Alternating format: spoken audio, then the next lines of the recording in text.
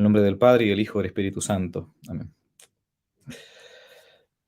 Señor Jesús, fuente de luz y de sabiduría, y principio de todo cuanto existe, dígnate infundir en las tinieblas de mi inteligencia un rayo de luz. Dadme agudeza para entender, sutileza para interpretar, memoria para recordar, facilidad de palabra para expresar lo aprendido. Que todas mis acciones sirvan para glorificar al Padre en el Espíritu y aumentar mi amor para bien de los demás. Por Jesucristo nuestro Señor. Amén. San Felipe Neri, ruega por nosotros. Santo Tomás de Aquino, ruega por nosotros. En el nombre del Padre, y del Hijo, y del Espíritu Santo. Amén. Muy bien. Clase quinta de la catequesis para bárbaros. Aquí estamos. Dijimos lo de siempre. Para bárbaros significa de un modo irónico, pero bueno, los que estamos como comenzando o retomando de cero o reformateando un poco lo que hemos visto cuando éramos quizás pequeños o jóvenes, ¿no? Y la clase número quinta va a comenzar con un texto del Evangelio. Las clases anteriores que hemos venido viendo, vimos ya un par de veces, sobre todo la última clase, la caída y el pecado original, o sea, el planteo de Adán y Eva, nuestros primeros padres, seres humanos como nosotros, perfectamente, que tienen esta caída inicial que llamamos el pecado original. ¿Por qué pecado original? Recordamos nada más porque va a dar origen después al resto de lo que hoy llamamos pecado. Pero antes de definirlo, vamos de a poquito. Entonces vimos el Antiguo Testamento. De vuelta decimos la Biblia de Straubinger, el comentario de Monseñor Straubinger, un sacerdote alemán exiliado en Argentina, apenas subido el régimen nacionalsocialista en Alemania, y aprendió rápidamente el español y comentó la Biblia según el catecismo, el magisterio, los padres de la iglesia. Yo la Biblia que uso, a mi juicio, la mejor que hay en lengua española. Sé que es difícil conseguirla, pero se encuentra de modo digital en Internet. En mi sitio está de modo libre y gratuito en Internet. Bien, habíamos visto entonces la primera parte de la Sagrada Biblia, el Antiguo Testamento, la parte más grande, digamos. Fíjense más o menos para los que no conocen lo que es una Biblia, por las dudas, la diferencia que hay, ¿no? De texto. Esta parte más gorda es el Nuevo Testamento, es el Antiguo Testamento, perdón. Esta parte más flaquita, más suave, es el Nuevo Testamento. Bien, y comenzamos con una cita ahora no del Génesis, que es el primer libro de la Biblia, sino vamos a ver un texto en concreto del capítulo 8 del último de los 4 evangelios. Los evangelios fueron escritos por llamados evangelistas, más adelante veremos un poco de ese tema, que son los que narran un poco la vida de nuestro Señor Jesucristo. En el orden cronológico, primero escribió San Mateo, uno de los discípulos de Jesús, de los 12 apóstoles, ¿no? De los 12 apóstoles, algunos van a escribir parte de los evangelios, otros no, ¿no? Pero el primer evangelio, en orden cronológico, más o menos por el año 50 después de Cristo, están los papiros que datan todo esto, es el de San Mateo. Después vendrá el de San Marcos, después vendrá el de San Lucas, uno que no era de los 12 apóstoles, era médico, y después vendrá San Juan, el Evangelio según San Juan. Bueno, el cuarto Evangelio, de los 4 Evangelios, el último. Comienzo con una cita del cuarto Evangelio, del Evangelio de San Juan, el más jovencito de todos los apóstoles, San Juan Evangelista. Y nos encontramos en el capítulo 8 del Evangelio según San Juan, donde se narra el episodio de una mujer adúltera. Algunos plantean que esta mujer adulta sería la misma que María Magdalena, Santa María Magdalena. Otros dicen que no. Hay una discusión que es eterna. Yo acá no voy a entrar. Bien, leo el Evangelio de San Mateo, San Lucas, perdón, de San Juan. Esto hace que se haga uno en vivo. Evangelio según San Juan, capítulo 8, la mujer adúltera. Muy cortito.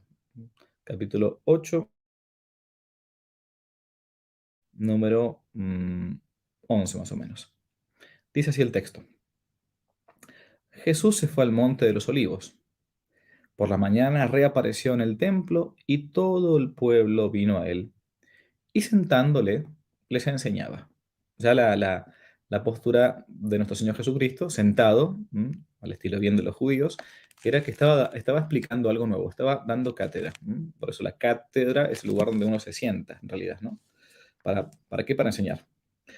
Entonces, dice, los escribas y los fariseos llevaron a una mujer sorprendida en adulterio.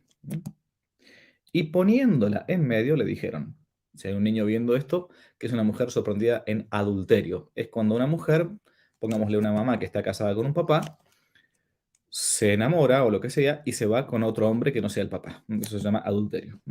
Bien. Y le dijeron, maestro, le dijeron a Jesús, ¿no?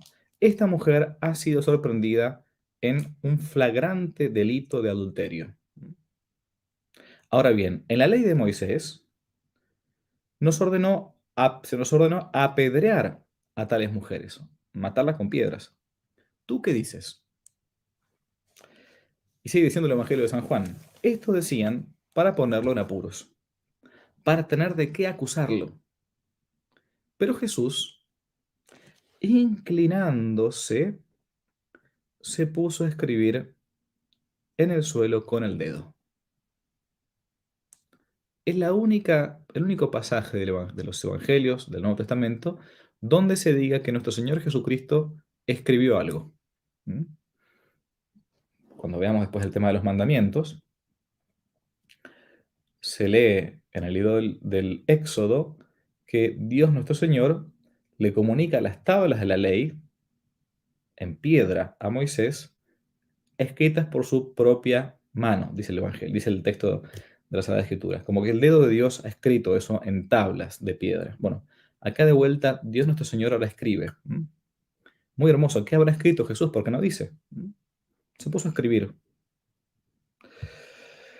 Como ellos persistían en su pregunta, ¿qué hacemos con esta mujer? La encontramos recién en adulterio. Se enderezó y les dijo, aquel de vosotros que esté sin pecado, tire el primero la piedra contra ella. En otras traducciones, el que esté libre de pecado, el que no tenga ningún pecado, arroje la primera piedra. Perfecto, adelante. E inclinándose de nuevo, se puso a escribir otra vez en el suelo. Y termina diciendo, pero ellos, después de oír aquello, se fueron uno por uno, comenzando por los más viejos hasta los últimos. Y continúa el texto del Evangelio. Quedó Jesús solo con la mujer. Jesús levantándose le dijo, mujer, ¿dónde están ellos? ¿Ninguno te condenó? Ninguno, Señor. Respondió entonces Jesús y le dijo, yo tampoco te condeno. Vete, pero desde ahora no peques más. Palabra del Señor, esto es el Evangelio según San Juan, capítulo 8. Muy bien. Nos encontramos entonces con uno quizás de los textos, esto no es parábola, esto es historia concreta de nuestro Señor, con el fenómeno del pecado. Nuestro Señor, ¿qué habrá escrito? Se preguntan algunos. Un gran sacerdote decía, Jesús estaba escribiendo la nueva ley, la ley del perdón. No le dijo, vete y sigue pecando. Total, si uno no cree que está en pecado, si uno interiormente de su conciencia dice, bueno, sí, no, vete y no peques más. Es la misma frase que cuando veamos el sacramento de la confesión, el sacerdote, habitualmente decimos eso a los sacerdotes, cuando termina de dar la absolución, dice el sacerdote, antes de dar la absolución, Dios Padre misericordioso que reconcilió consigo al mundo por la muerte y resurrección de su Hijo y derramó el Espíritu Santo para el perdón de los pecados, te conceda por el ministerio de la Iglesia el perdón y la paz. Y después el sacerdote da la absolución, le presta los labios, ¿no?, a Jesús, la boca.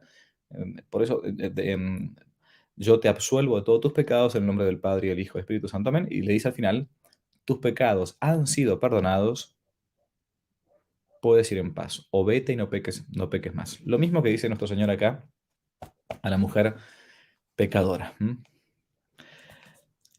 En la lengua en que se escribieron los evangelios, la palabra para decir pecado se dice así, hamartía, hamartía, que es una palabra que está en todas las lenguas. en todas las lenguas, ¿no? Eh, Uno dice sin, pecado, qué sé yo, péché, el pecato. Tenemos un montón de palabras en todas las lenguas, aún en aquellas lenguas en que no son lenguas cristianas, digamos, en los países donde no han sido cristianizadas las personas, hay una palabra específica para mostrar el error, la equivocación voluntaria de una persona respecto de la divinidad, respecto del prójimo. El pecado existe en todas las culturas. No es solamente, no es solamente como si fuese la exclusividad del mundo cristiano. Digo cristiano de modo genérico, ¿no? Aún los protestantes saben que existe un pecado. Y el pecado nace a partir de esa caída inicial que vimos la clase pasada, el pecado original, el pecado de origen. ¿Por qué? Porque como decíamos la vez pasada, la naturaleza humana entera, en esa pareja inicial, ¿m? Racional y por lo tanto libre. No fueron dos primates que no tienen libertad, ¿no? Por tanto libre. Solamente ellos pueden cometer un pecado. ¿M? Solamente gente con inteligencia y con voluntad, o sea, personas con inteligencia y con voluntad, pueden cometer un pecado. ¿M?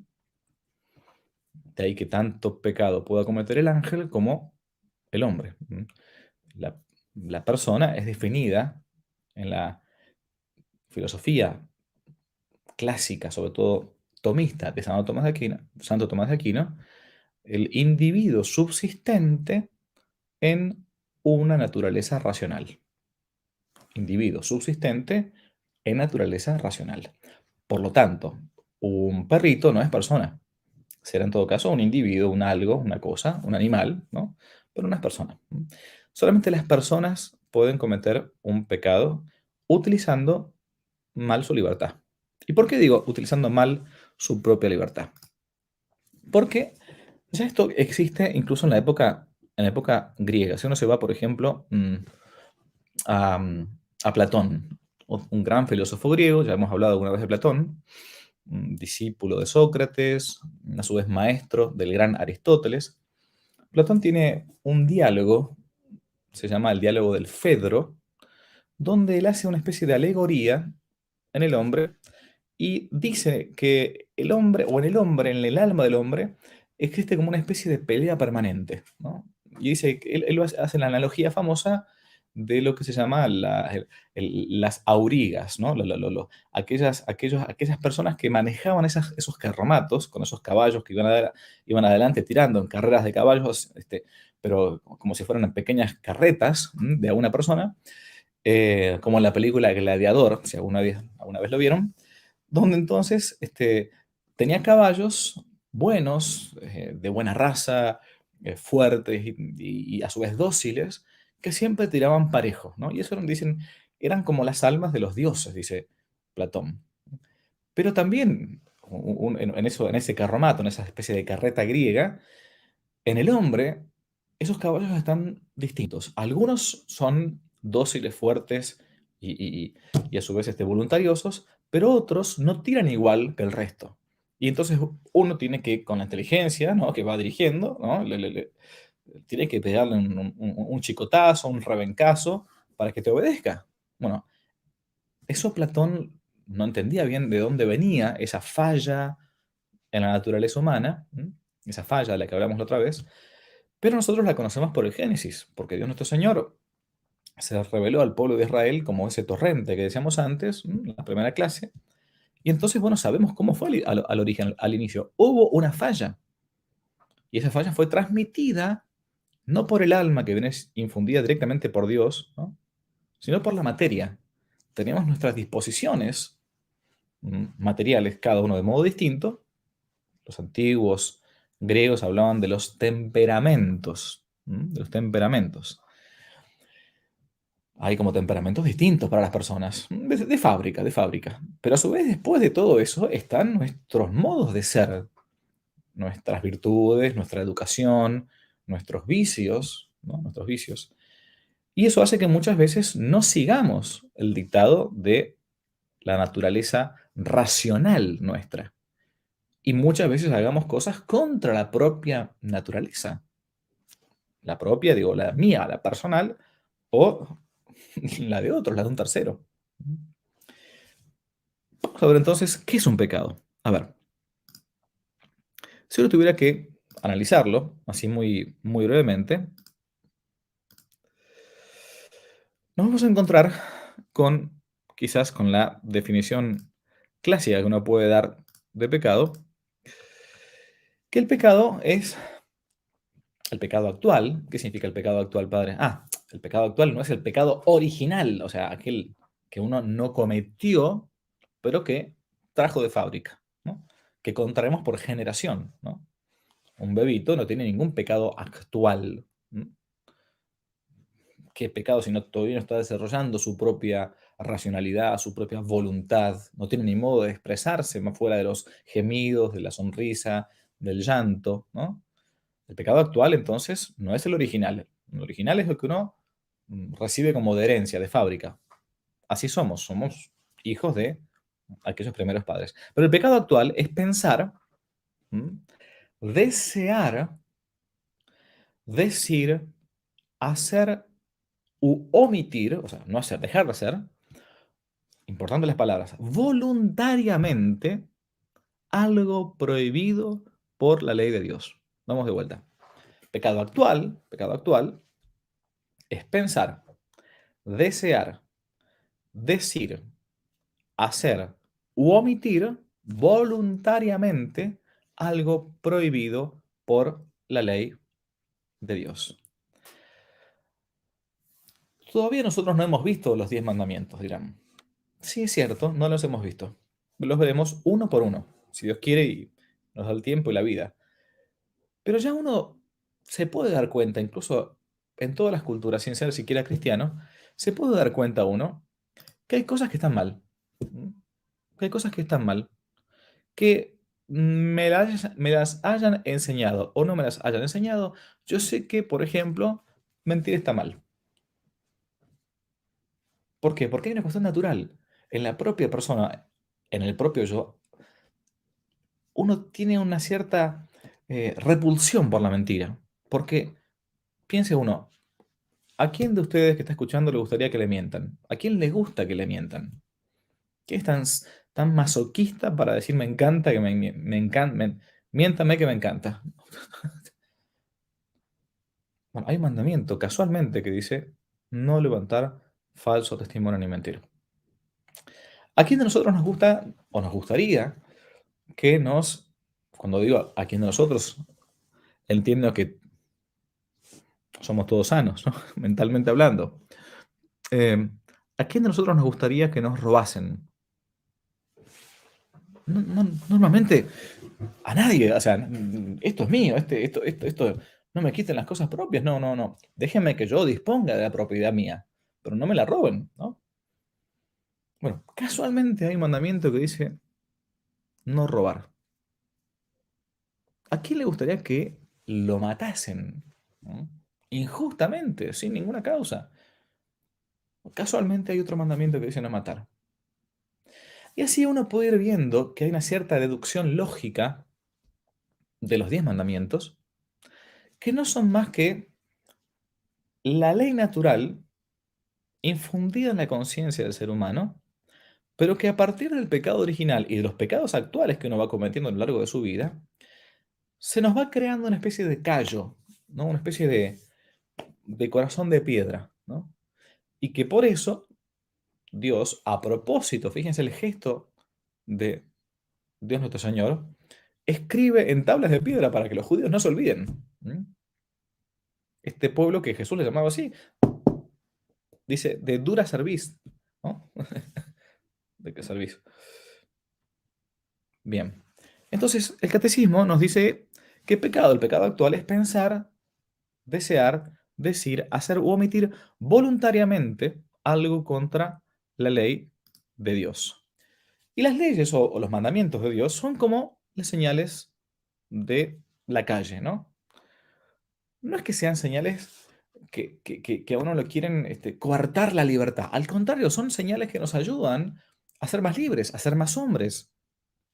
Si decíamos que el hombre es animal racional, cuanto yo más racionalmente obre, más hombre soy, más hombre soy. ¿Mm? Me ayudan a llegar a mi destino y a evitar el peligro, ¿no? Evitan justamente que, como el semáforo o evitar caerse por un barranco, evita que yo me muera, que me dañe, que me hiera. Me ayudan a llegar a destino. Significa entonces que el pecado es la tragedia más grande que el hombre puede tener. Ya que estamos hoy, 26 de mayo, San Felipe Neri, eh, jugando una vez con los niños y jóvenes que él tenía en lo que él va a fundar como el oratorio, de ahí va a tomar después la palabra un gran santo, que fue San Juan Bosco, Don Bosco, el oratorio salesiano viene a partir de San Felipe Neri. Em, los niños jugaban encima de San Felipe Neri, que era sacerdote, ¿no? Era párroco. Por las dudas, os recomiendo una película muy buena de la RAI, creo que es, o fue emitida por la RAI, titulada Preferisco il Paradiso, Prefiero el Paraíso. Y creo que está en dos partes, muy buena película de la vida de San Felipe Neri. Em, Bien, una vez a Felipe Neri lo molestaban los niños, lo molestaban, ¿no? Y se le subían encima, le rompían la sotana, jugaban con él, bueno, en fin, un santo muy, muy divertido. Y le decían, padre Felipe, pero usted no le molesta que estos niños, estos jóvenes, todo el tiempo jueguen con usted como si fuera un monigote y lo molesten y lo cansen. Este, y entonces San Felipe Neri dice, miren, yo les permito que hagan todo, todo menos pecado, todo menos pecado. El pecado entonces es eso, es una falta voluntaria, es decir, querida, y no involuntaria, no sin querer, contra la ley de Dios, que al final de cuentas es la misma conciencia racional, buena, ¿no? del ser humano, que está inscrita en el corazón del hombre siempre y cuando no esté corrompida o no esté errada, ¿sí? No esté errada. Por eso es necesario que uno tome el catecismo, porque después del pecado original, si bien podemos borrarlo por medio del bautismo, hace falta que ese acto virtuoso mío, ese acto virtuoso no solamente en la moral, sino incluso virtuoso intelectual, la ciencia, por ejemplo, me recuerde lo que uno perdió, lo que uno perdió, porque no están las pasiones ordenadas, no están nuestros sentimientos ordenados. ¿Mm? Mi voluntad no rige, no dirige, diría Aristóteles, no dirige de modo despótico a mis pasiones, ¿no? Si fuese así, todos seríamos, a ver, súper voluntarios, si todos seríamos súper trabajadores, y todos saldríamos rápidamente de los vicios. Si mi voluntad le dijese a mis pasiones, no comas porque estás gordo, te va a hacer mal, te vas a morir, no fumes, no tomes porque te hace mal. Si mi voluntad y mi inteligencia tuviesen un dominio despótico sobre las pasiones, sería muy facilísimo. Pero no, no. Está todo muy, muy desordenado. Aún después del pecado original y el bautismo, obviamente, eh, quedamos desordenados, quedamos golpeados, somos bichos heridos. ¿Eh? Y por lo tanto el pecado es eso, es esa falta voluntaria. El pecado actual, el pecado actual. Fíjese que la definición dice una cosa interesante, dice pensar, desear, decir, hacer u omitir, pensar. Pensar significa no solamente pensar en el aire, así, qué lindo. No, no, pensar deseándolo, o sea, pensar haciéndose la cabeza, pensar deliberadamente, sabiendo que está mal, así todo yo sigo. Por eso, por ejemplo, en el Evangelio Jesús va a decir una frase muy dura que dice, aquel que mira a una mujer, hablando del varón respecto a la mujer, ¿no? Deseándola en su corazón, por ejemplo, ya cometió adulterio con ella en el corazón. No, qué linda mujer, qué hombre buen mozo. No está hablando de eso. Significa mm, pecado en el corazón. Sabiendo que algo está mal y así todo lo hago. Pensar Pensar, desearle realmente el mal al otro de modo deliberado, no que sea una tentación, ¿no? La tentación no es pecado, al contrario, si uno fue tentado en algo y salió de esa tentación, no solamente que no cometió pecado, sino que salió más fuerte, o sea, se fortaleció en la virtud. Es el caso, si tienen ganas de leer, del libro de Job, Antiguo Testamento, el hombre justo tentado, ¿no? Job, pudiendo pecar, no pecó. Pensar, desear, decir. A veces uno escucha gente que dice, no, en el confesionario sobre todo, padre, no, yo no hago nada malo, yo no mato a nadie, yo no robo a nadie. ¿Nunca has hablado mal del prójimo? ¿Nunca difamaste, o sea, le quitaste la fama a otro sin ninguna necesidad? ¿Qué significa difamar? Difamar. Quitar la fama, hablando con alguna verdad, pero una verdad que no tiene que ser conocida por todo el mundo, ¿no? Eso es la difamación. O la calumnia, peor todavía. Calumniar es hablar mal del prójimo, pero peor todavía, con una mentira, ¿no? Es un pecado. Es un pecado, estoy quitando la fama, lo estoy de algún modo matando al prójimo, ¿no? Vamos a ver después el tema de los mandamientos. Hacer, bueno, hacer, todos sabemos que es hacer, ¿no? Omitir, o sea, dejar de hacer algo bueno. Dejar de, por ejemplo, dejar de dar testimonio como católico ante la sociedad. Eso es tremendo. Eso se llama catolicismo liberal. Católico en mi vida privada, pero en la vida pública, no, yo me mimetizo con el mundo, no sea cosa que piensen mal de mí, ¿vio? En fin, hay que adaptarse a los tiempos. Muy bien. Pecado, entonces. Y el pecado actual puede ser de dos maneras. Puede ser mortal o puede ser lo que se llama el pecado venial, ¿no? A ver, vamos a ver aquí, la diapositiva siguiente, entonces. Pecado puede ser de dos maneras, mortal o venial. Muy bien. El pecado mortal es una ofensa grave contra la ley de Dios. Grave. ¿Y por qué se le llama mortal? Se le llama mortal porque de algún modo mata, no estrictamente el alma, que ya no puede morir, sino porque mata la vida sobrenatural, que es la vida de la gracia, la vida de amistad con Dios nuestro Señor, que nos viene dada a partir del bautismo, principalmente. El único sacramento necesario para entrar al cielo es el bautismo, necesario. Los otros son súper convenientes, pero el único sacramento necesario para entrar al cielo es el bautismo. Cuando veamos los sacramentos lo diremos, pero el bautismo nos borra el pecado original, nos hace herederos del cielo y por lo tanto, hijos de Dios y por lo tanto herederos del cielo. Bien, el pecado mortal es una ofensa grave. Mata la gracia santificante, mata esa amistad, esa unión que el alma tiene con Dios.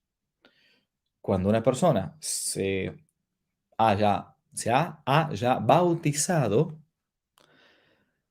los primeros años de su vida no posee todavía ese raciocinio, esa deliberación. Cuando un niño tiene 2 años, 3 años, no tiene maldad. ¿Qué maldad va a tener? 4 años, 5 años, y ya uno comienza poquito a poco a tener ya más ejercicio de su libertad. No es que no tenga libertad, sino que uno puede ejercitarla o no ejercitarla, ¿no? Bien, sigue siendo persona, tanto un bebé recién concebido, ¿no? Como un abuelito que esté en coma, sigue siendo persona. Yo no puedo matar ni al abuelito ni al bebé recién concebido, ¿no? Por más que ambos no puedan todavía ejercitar, digamos, externamente, con todas sus facultades, la libertad. Al mi cuerpo, son personas, punto. No. Bien, se llama entonces pecado mortal porque mata la vida sobrenatural del alma y nos quita la gracia santificante. Nos quita esa amistad, esa unión con Dios. Esa unión con Dios. Es como querer separarse voluntariamente de un amigo. No quiero. Y si hay algo que Dios respeta enormemente, es justamente aquello más preciado que el hombre tiene en su fuero íntimo, que es su propia libertad. Dios no presiona a nadie, no oprime a nadie. Ese gran misterio de la libertad, que uno puede hacer buen uso de ella o mal uso. Uno puede usarla para intentar llegar al cielo, siguiendo las señales viales que decíamos recién, o uno puede desoírlas. Uno puede desoírlas. ¿Qué hace el pecado? Sobre todo el pecado mortal. Ahora vamos a ver algunos ejemplos. Hace al alma enemiga de Dios. Enemiga. No quiero ser tu amiga. Pero no solamente no quiero ser tu amiga. No quiero ser tu enemigo. Si ustedes comen del árbol decía el demonio, ¿no? Si ustedes comen, ustedes mismos van a ser los que decían lo que está bien y lo que está mal, ¿no? Non serviam. Es la frase inicial, ¿se acuerdan, no? No serviré, no voy a servir, no quiero servir, ¿no? El demonio. Nos quita los méritos de todas las obras buenas. Esto es tremendo. Un alma que está en pecado mortal, un alma que no tiene el alma en gracia de Dios, por más obras buenas externas que haga, esas obras serán materialmente buenas. Si yo estoy en pecado mortal y doy dinero a los pobres, em, predico cosas buenísimas, mm, ayudo voy a ver enfermos, voy a ver a los presos, no todas obras de misericordia, ¿no? Son obras buenas per se, por sí mismas, y son obras que a las personas que reciban esos bienes son, son buenas, son redituables, pero no son meritorias para mí. El alma en que no está en gracia de Dios, que no está unida a Dios, ¿no? No va juntando caramelos para el cielo. Es como que va tirando en saco roto. Para uno no le sirve ninguna. ¿Por qué? Porque estoy obrando sin Dios. ¿Mm? Jesús nos va a decir una frase muy hermosa, ¿no? La parábola de la vid y los sarmientos, ¿no? Si uno no está unido, ¿mm?, a la vid, yo soy la vid, vosotros los sarmientos, dice Jesús, ¿no? Si uno no está unido a Él, nada puede hacer. Sin mí nada podéis hacer, va a decirle buen Jesús. Por eso uno pierde los méritos. Mucha gente que no está en pecado, que no está en gracia de Dios, está en pecado mortal, digo, uno ve que hacia afuera claramente que son obras buenas, pero no son meritorias para Él, porque está obrando sin Dios. Por lo tanto, el pecado mortal, el pecado actual, digo, el que uno realiza, ¿no? ¿No? Que viene, decíamos, de original, el pecado que me quita la gracia de Dios, me quita también la posibilidad de irme al cielo. De ahí que un alma que muere en pecado mortal sin antes haberse arrepentido y haberse confesado o haber hecho un acto que se llama, lo ponemos más adelante, un acto de contrición perfecto, ¿no?, que es difícil de hacer, pero puede ser que exista. Un alma que muere en pecado mortal, nunca confesado o nunca perdonado por ese acto de contrición perfecto, no puede merecer el cielo. Y por lo tanto, es merecedor del infierno. Es así nomás. Es triste. Pero hasta el último segundo de nuestra vida, Dios nos espera. Una vez, una mamá desconsolada fue a ver al santo cura de Ars, ¿no? Y le dijo: santo cura de Ars, estoy desconsoladísima. Mi hijo se ha suicidado, ¿no? Se ha suicidado. Ya no sé qué hacer. Esto me ha hecho muchísimo daño. Se tiró de un puente, se arrojó de un puente. em, y se murió en pecado mortal. El santo cura de Ars la miró y le dijo: señora, ¿sabe cuántos segundos hay desde el puente hasta el suelo? El santo cura de Ars lo que le estaba queriendo decir a esta mujer es que ese joven había tenido la gracia extraordinaria de haberse arrepentido en el momento mismo en que se estaba suicidando. Porque Dios espera y se esmera realmente hasta el final, hasta el final. Me hace entonces merecedor de el castigo del infierno. ¿Sufre Dios por nuestros pecados? Cuando uno es más chico, escucha a veces a los sacerdotes decir esto. Los pecados es como que uno está clavando una astilla en la cabeza de Jesús. Es como que uno está clavando los clavos, ¿no? A Dios nuestro Señor. Es como que uno de vuelta lo está como azotando a Jesús. ¿Mm? Ahí la imagen es muy, muy linda y es muy cierta, muy real, ¿no? Pero yo cuando era chico decía, ¿pero por qué, padre? Le preguntaba, no, a mi mamá le preguntó una vez, no, padre, mamá, ¿por qué? Pero porque yo no hice nada. Yo no maté a Jesús. Yo no lo flagelé a Jesús. ¿Por qué me dicen que cuando yo miento, desobedezco o le pego a mi hermano o no hago mis tareas o lo que sea? Por qué estoy crucificando de vuelta a Jesús? No tuve nada que ver. ¿De qué me está hablando? Yo no tuve nada que ver, yo no estaba allá, ¿no? Lo que pasa es que la causa de la pasión es el pecado. La causa de los sufrimientos de nuestro Señor Jesucristo es mi propio pecado. La redención, la salvación del género humano, que podría haberse dado de infinitos modos. Dios eligió ese, la segunda persona, su Hijo mismo, venido en carne para salvarnos, padeciendo por nosotros. Por eso es que la causa de la crucifixión es el pecado mío. Nuestro Señor Jesucristo pagó hace 2000 años por estos pecados que yo todavía hoy sigo cometiendo y sigo sin convertirme. Por eso se dice que la causa de la crucifixión es el pecado. Dios sufre a causa de nuestros pecados porque ofendemos su amor infinito hacia nosotros y nos hacemos daño a nosotros mismos. Y un padre sufre por el hijo cuando uno se está alejando. Cuando una mamá ve que su hijo está a punto de caerse, a veces hay que dejar que se caigan para que uno aprenda, es cierto, ¿no? Tampoco hay que estar esto de la generación de cristal que le llaman ahora, no, a veces hay que, ¿qué va a ser? Paciencia, así la vida es agresiva, ¿qué va a ser? Pero una mamá o un papá sufren que su hijo se caiga, ¿no? Imagínense, Dios nuestro Señor, el Creador, el amor infinito, ¿no? No quiere que su... Esta es la voluntad de Dios, dice San Juan al Evangelio. Esta es la voluntad del Padre, que todos los hombres se salven. Él quiere que todos se salven. Lo que pasa es que muchos hombres no quieren salvarse. No quieren.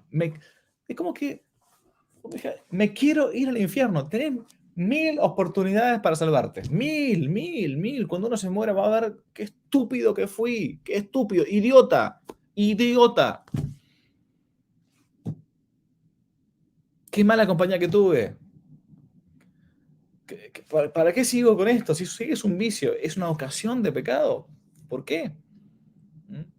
Mi ángel de la guarda me lo va a decir, pero te, te estuve diciendo todo el tiempo, vos no me escuchabas, no me escuchabas. Por eso el Papa Pío XI va a decir esta frase, puede decirse que cada pecado renueva en cierta manera la pasión de nuestro Señor. ¿No? Crucifican de nuevo para sí mismos al Hijo de Dios y le exponen a la ignominia pública. El pecado a su vez es un escándalo para los ateos.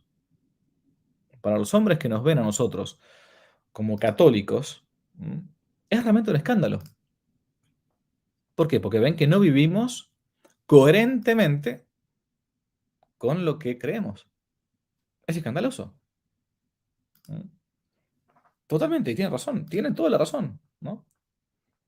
¿Cuáles son los tres elementos de un pecado mortal? Los tres elementos de un pecado mortal son, primero, un pensamiento, deseo, palabra, obra o omisión que sea gravemente mala. ¿Mm? Por eso uno puede distinguir, siempre está la pregunta, Padre, ¿esto es pecado mortal o pecado venial? Por las dudas me adelanto. El pecado venial, venia significa eso en latín, perdonable, de debilidad, es el pecado que no necesariamente hace falta una confesión para poder borrarlo.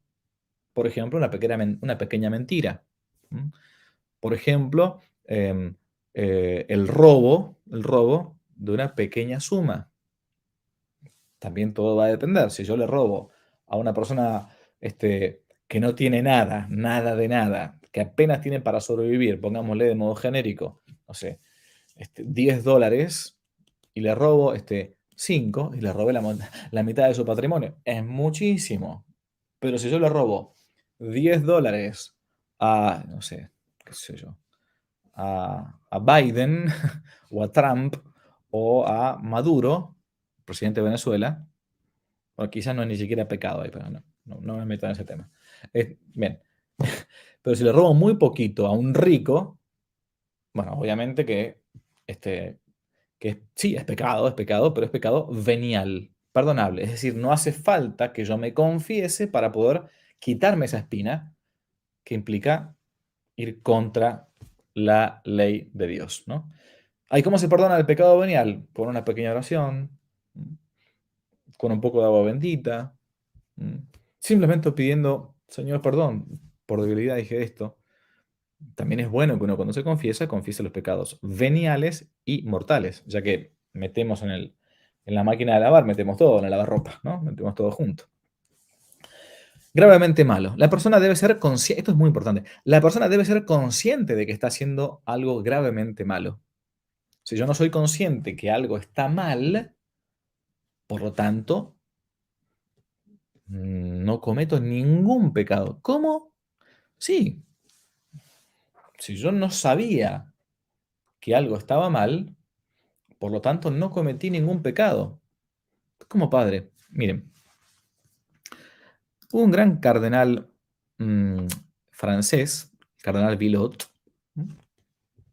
Cardenal Villot es de principios de 1900, que tiene un texto, a ver si acá lo puedo colocar en pantalla, que se llama así.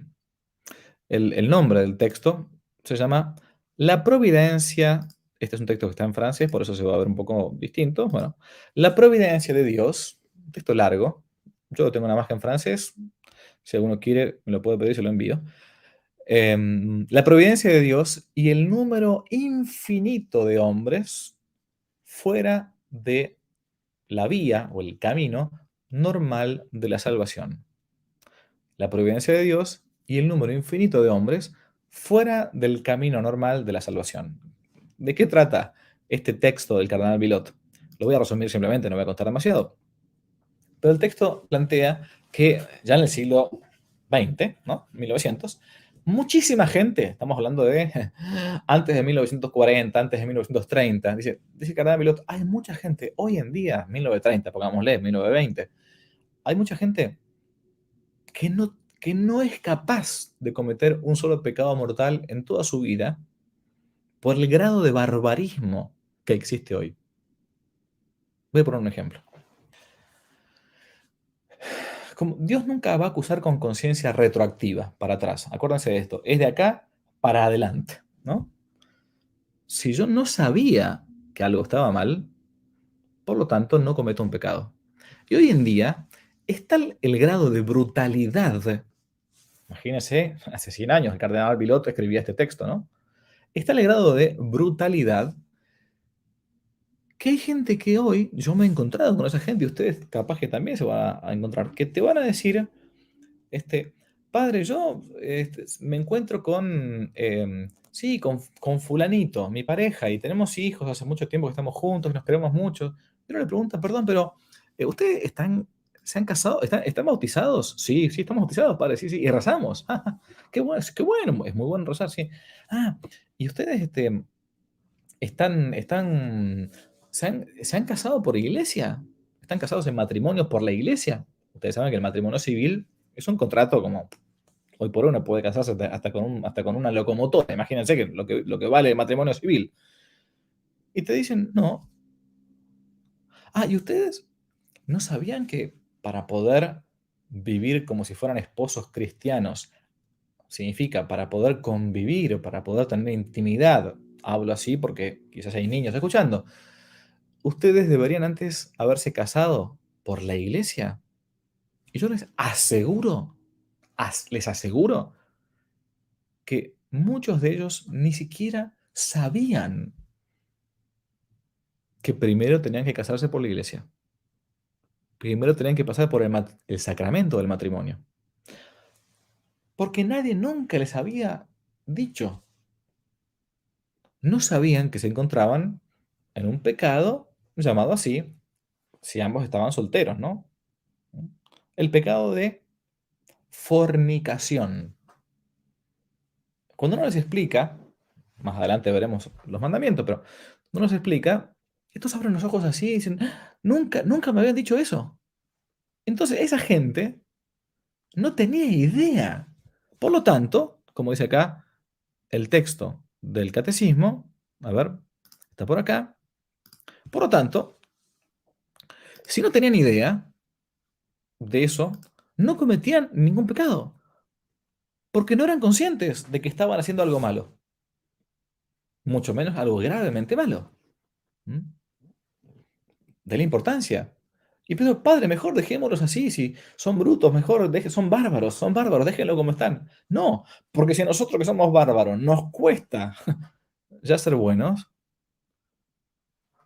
¿cuánto, cuánto más a los que, bárbaros digo de modo irónico, nosotros que conocemos un poquitito algo de los mandamientos, cuánto más a esta pobre gente que no está ni siquiera, no está recibiendo la gracia que va por medio del sacramento, por ejemplo, del matrimonio, por ejemplo, de la confesión.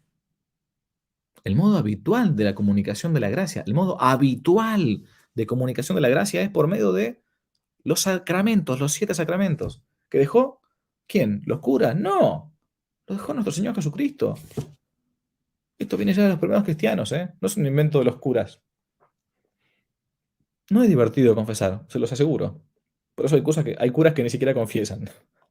¿Mm? Materia grave, entonces. Tiene que ser algo grave. Plena advertencia. Tengo que saber que está mal, ¿no? Y deliberada voluntad. Lo hago igual, ya está. Sé que está mal, pero igual lo hago, ¿no?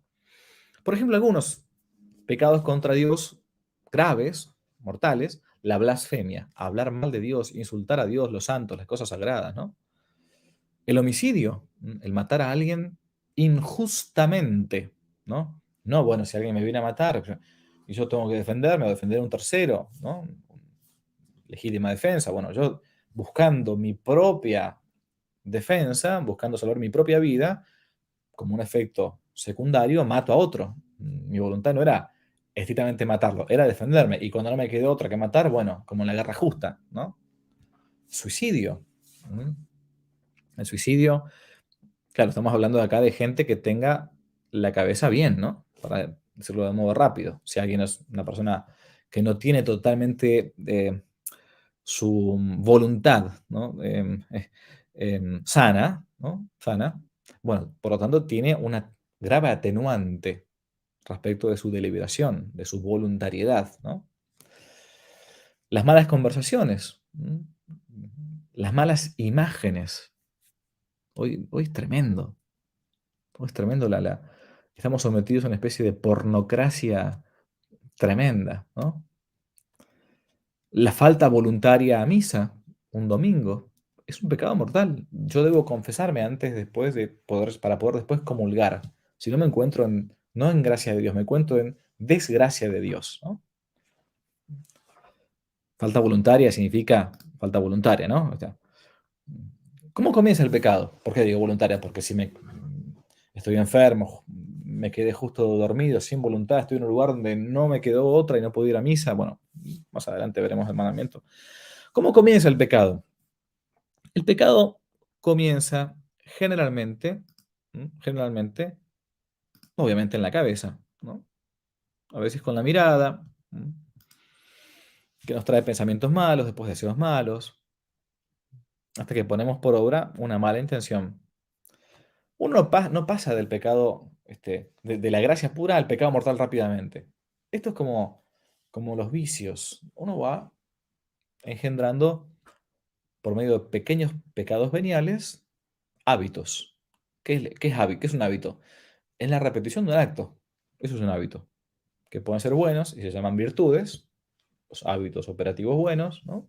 Son las virtudes, o pueden ser malos, que son los vicios, ¿no? Son los vicios. Por eso, cuanto más fácil uno corrija los hábitos, más fácil hace que esa plantita que es un vicio pueda ser arrancada, ¿no? Si les gusta, con los niños hay una hermosa fábula del padre Castellani, que lo tengo acá atrás, ¿no? Que se llama El Cicutal. Lean después como tarea para la casa. El Cicutal. Una fábula así, cortísima.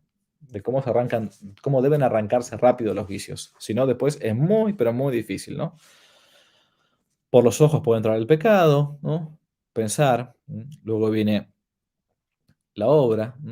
Ayer uno robaba un par de pelotitas, de canicas, ¿no? Hoy roba un banco. Hoy defrauda al pueblo como gobernante, ¿no? ¿Se merece el infierno por un solo pecado mortal? Sí, por un solo pecado mortal se merece el infierno. Porque el alma, dijimos la otra vez, cuando se separa del cuerpo, ¿no? Queda como petrificada. Ya no tiene ese electrocardiograma que es nuestra vida todavía en cuerpo, ¿no? Que hoy queremos una cosa, mañana otra. Una cosa, mañana otra. No, no.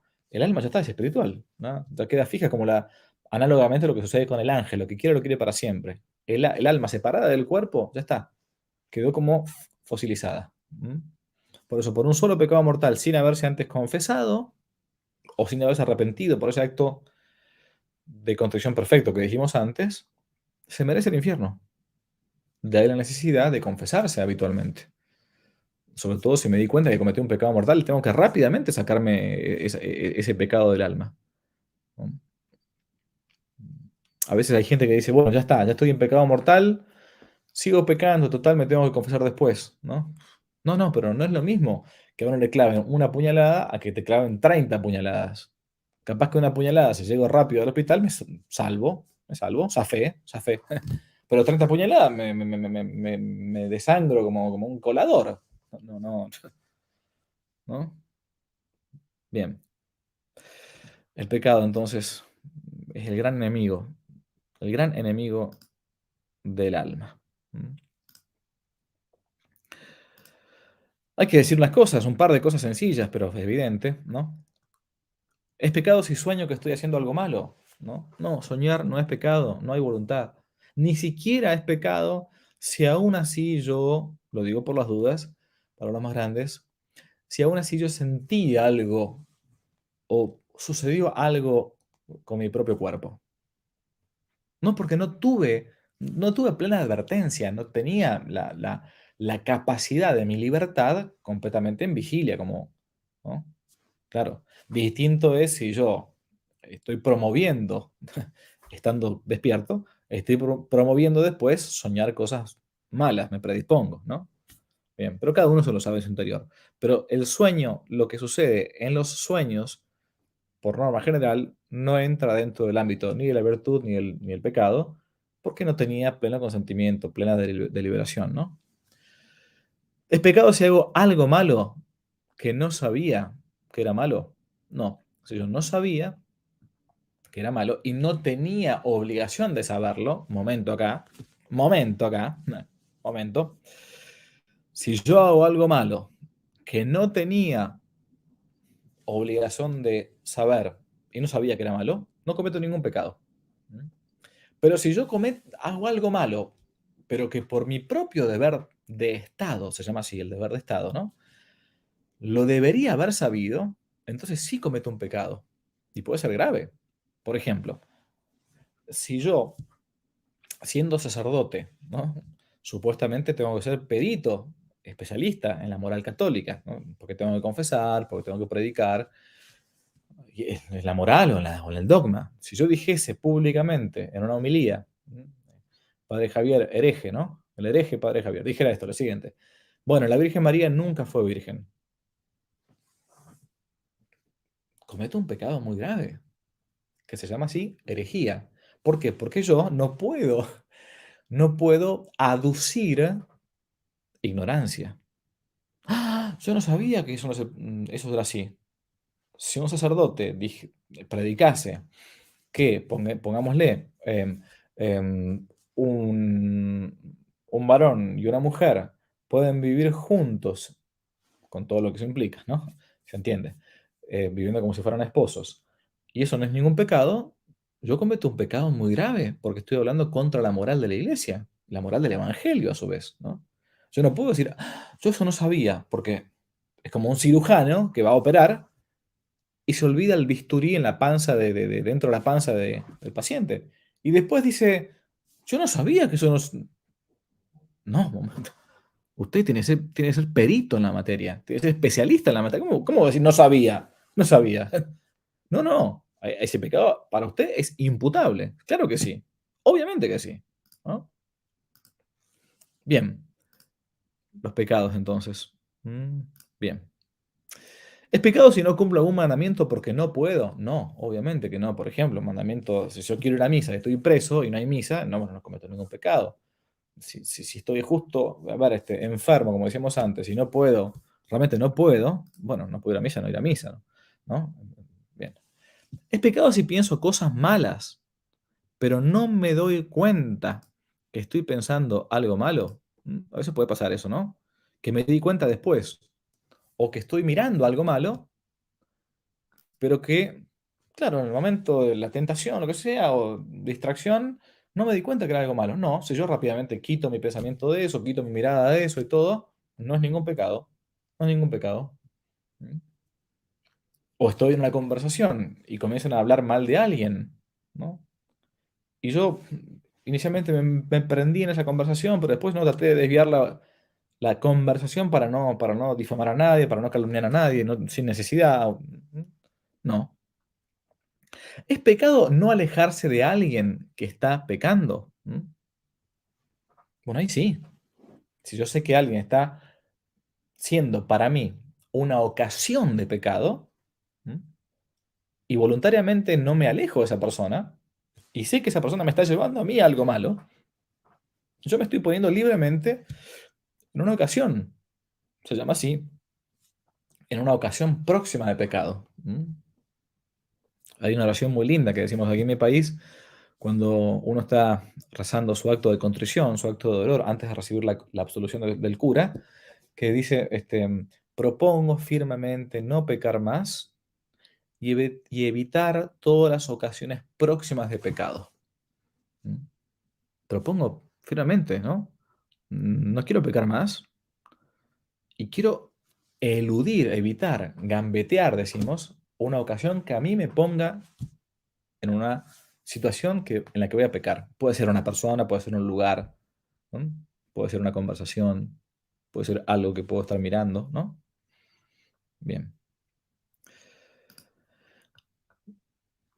¿Qué es el pecado venial? Muy rápidamente, porque me estoy acá demorando un poco más de lo previsto, perdónenme. ¿Qué es el pecado venial? Es una ofensa menos grave en contra de la ley de Dios que no me quita a mí la gracia santificante. Es como una enfermedad en la vida de la gracia del alma. Es menos seria que el pecado mortal, pero mucho más grave que una enfermedad corporal. El pecado venial puede incluso ser perdonado sin necesidad de confesarlo, decíamos antes. Por ejemplo, puedo rezar el pésame o yo confieso, ¿no? O la oración que uno conozca como acto de contrición en su país, ¿no? El yo pecador. ¿Cuándo uno comete un pecado venial? Cuando, de dos maneras, cuando se hace un mal no gravemente malo, como decíamos antes, una pequeña mentira, hablar suavemente mal del prójimo, insultar a otro porque se me escapó, ¿no? No con enorme malicia, ¿no? O cuando se hace un mal grave, pero la persona piensa que no es grave o no es totalmente libre, ¿no? Bien, acá no me detengo mucho en este tema porque sería un poco más largo, pero sepamos que hay pecados más pequeños, pecados más grandes. ¿Cómo nos daña el pecado venial? ¿Cómo nos hace daño, no? Y nos hace daño porque nos va debilitando, nos va predisponiendo para un pecado peor, ¿no? Es lo que sucede con el pecado venial. Nos daña haciéndonos menos fervorosos. Uno se va como habituando a ser mediocre. Bueno, yo soy así. ¿Qué va a ser? Soy así. Me enojo, a veces insulto, a veces levanto la voz, me irrito, soy así. No, muchas veces puede ser que sea un pecado venial, es cierto. Si no faltó gravemente la caridad, estoy hablando y todo, ¿no? Pero el que se acostumbra al pecado venial difícilmente después no caiga en pecados mortales, ¿no? Difícilmente. Y por lo tanto, además, el pecado venial, por más que sea perdonable en sí mismo, va haciendo en nosotros que vayamos acumulando penas merecidas por nuestros pecados. Se nos podrá borrar el pecado por la confesión o por un acto de contrición, ¿no? Pero ojo un momentito, el pecado, si bien se me puede perdonar, engendra una pena. Como cuando uno clava un clavo, puede sacar el clavo, sí, pero el agujero quedó. Tengo que tapar ese agujero. ¿Cómo tapo ese agujero? En esta vida, por mis penitencias, por mis oraciones, ¿no? Por mi limosna. Y en la otra vida, si no terminé de pagar todo acá, aunque me vaya al cielo, tendré que pagar y pasar por el purgatorio. Vamos a ver después el tema ese, pero purgatorio, un estado análogo, parecido al infierno, con cierto tiempo. Tendrás 1000 años, tendrás 7 días, tendrás lo que sea. La pena merecida por nuestros pecados se pagan en esta vida o en la otra. O en la otra. ¿Cómo podemos mantenernos sin cometer pecados? Podemos mantenernos sin cometer pecados rezando todos los días. El que reza se salva, el que no reza se condena, es así. Recibiendo frecuentemente los sacramentos, recordando que Dios siempre está con nosotros, que somos templo del Espíritu Santo, manteniéndonos ocupados o en el juego. Esto está hecho también para los niños. Hacer todo, cualquier cosa menos pecado. Muchas veces el diablo nos tienta cuando uno está sin hacer nada. Resistiendo las tentaciones y evitando estar cerca de las ocasiones de pecado. Ocasiones de pecado. Por último, cuando veamos los mandamientos, seguramente lo vamos a recordar. Normalmente los pecados están como resumidos en 7, ¿no? En 7, que son como los llamados pecados capitales, son como cabeza, ¿no? Son como la bisagra que abren los pecados hacia otros, ¿no? Que se pueden resumir en los famosos 7 pecados capitales que ahora solamente los voy a nombrar, ¿no? La soberbia, la avaricia. La soberbia es el creerse más, ¿no? El gran pecado de la soberbia, Adán y Eva. La avaricia, el que es avaro, no quiere, el que es, decimos, tacaño, el que tiene el codito que no quiere, ¿no? La lujuria, el lujurioso, el impuro, ¿no? La ira, el iracundo. La gula, la envidia y la pereza. Los pecados capitales son como esas malas inclinaciones. Es más, les diría un secreto. Voy a terminando. Cada uno de fábrica, desde que nacemos, tenemos una inclinación hacia alguno de estos 7 pecados. Se llaman en la vida espiritual el defecto dominante. Es como que uno está inclinado más por su propio temperamento, por su propio modo de ser, hacia alguno de estos 7 pecados capitales. El gran tema de la vida espiritual es descubrir cuál es ese pecado predominante en mí y tratar de trabajar toda nuestra vida para mantenerlo a raya. Bien, y por último, ¿cuáles son las ocasiones de pecado? Las ocasiones de pecado, dijimos antes, son como las personas, los lugares o las cosas que nos llevan a pecar, ¿no? Las malas compañías, ¿no? Las malas conversaciones. En fin, esto fue un poco la clase de hoy, viendo de modo un poco genérico lo que son los pecados, terminando con los pecados capitales. En el nombre del Padre, y del Hijo, y del Espíritu Santo. Amén. Te damos gracias, omnipotente Dios, por todos los beneficios que hemos recibido de tu generosidad. A ti que vives y reinas por los siglos de los siglos. Amén. El Señor esté con vosotros y con tu espíritu. Os bendiga Dios Todopoderoso, el Padre, el Hijo y el Espíritu Santo. Amén. Muchas gracias. Si Dios quiere, nos veremos la próxima semana en este catecismo que se llama Catecismo para Bárbaros. Dios los bendiga mucho.